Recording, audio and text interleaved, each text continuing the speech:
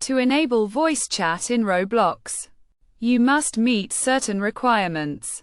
Firstly, your account must be 13 years of age or older, which can be verified in the settings section.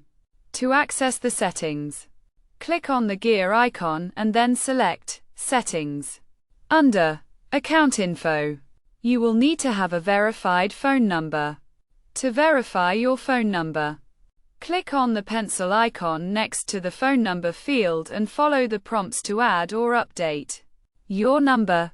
You will then receive a verification code via text message, which you will need to confirm to complete the verification process.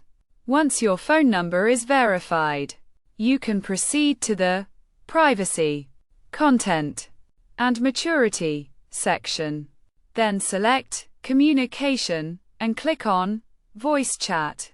From there, you can enable your microphone.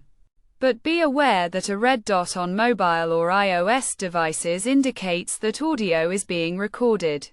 Note that not all games or experiences on the platform have voice chat enabled. So even if you have completed the steps correctly, you may still not have access to voice chat in certain games.